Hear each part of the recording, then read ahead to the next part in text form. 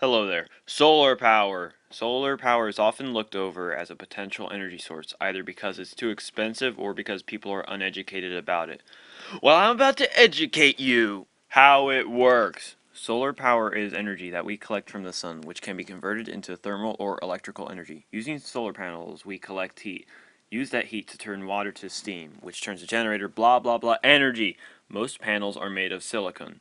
The panel method is known as photovoltaics. Yes, that's how you pronounce it. I'm going to educate you about the other two methods. Solar heating and cooling, SHC, is the method where we collect the sun's thermal energy. We then use the stored heat to heat or cool water, buildings, and other applications, whether residential or commercial. Using SHC, we significantly reduce our dependence on fossil fuels.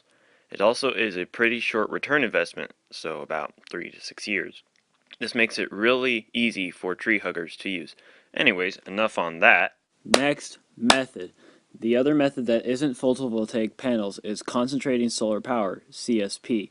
This method uses mirrors to concentrate the sun's energy to turn water to steam. Steam turns a generator. You know where this is going.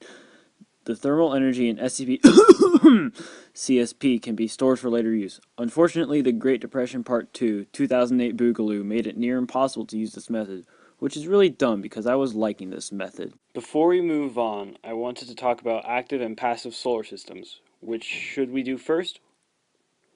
Well, your input doesn't matter, we're doing active second.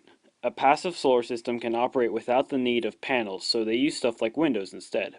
The pros are that it's cheaper than active, it can bring down energy expenditures down 14%, so, that's pretty good, and it doesn't dry out mucous membranes or cause allergies, so it's healthier.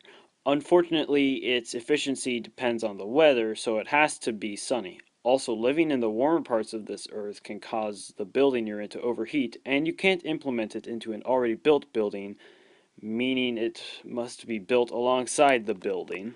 Onto active. An active solar system uses those pesky photovoltaic panels we mentioned passive systems don't use. They also use backup systems like radiators or heat pumps. These are used to capture and store the energy and turn it into electricity. The good thing about this is you can use your own panels, so there's no transportation cost. Better yet, there is no CO2 emissions. Want to keep the panels clean? Easy!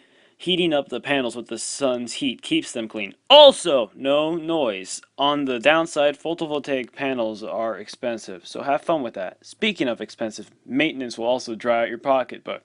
To top it off, in a bad way, the fluids that best store heat has the potential to release toxic chemicals. According to this website, passive systems are better. More pros and cons. So here we are at the overall pros and cons. What should we do first? Well, too bad. We're doing cons. Solar power only seems to work on warm and sunny days, according to the research I've done. Also, draining your wallet, which has been a theme, will be prominent when storing the equipment you need. Also, it's not very space efficient, and some materials are toxic and hazardous when it goes into manufacturing. On to the more positives. Solar generates so much power, one might call it unlimited power. This may or may not be related to its renewability. Of course, having a renewable source of electricity also reduces the cost of electricity, so, it kind of balances out the cost of storing the equipment. Solar power also has multiple diverse applications, from heating a hot tub to turning on all of the house lights. And although the cost of maintenance depends on whether you want active or passive, maintenance is still pretty cheap. It is also going under technological development, so it's constantly getting better. That's my lung. Anyways, that was my presentation on solar power. But wait, there's more. My subjective opinion. Solar is the best source of renewable energy, and there's no second. Me being objective. Objectively, solar power is the source most people would look at when we say alternative, at least is the source I would look at.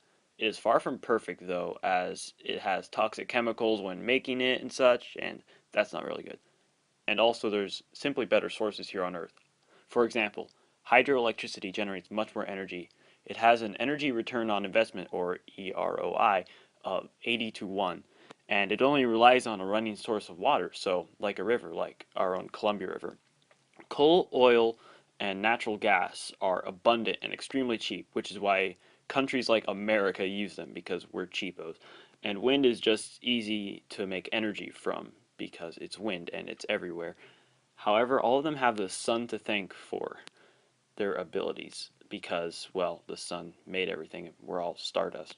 And when we go starside, speaking of the stars, there might not be these resources. Like, there's no running water on Mars, so yeah. But solar will always be there for us, and it's probably going to be better than coal on Mars, too. So yeah, that's my project. I guess I lied before when I said I was done, but that's okay because our fearless leader, the Great Pumpkin, lies all the time, and that's probably also why we haven't signed the Paris Accord. Okay, I'm done now. Bye.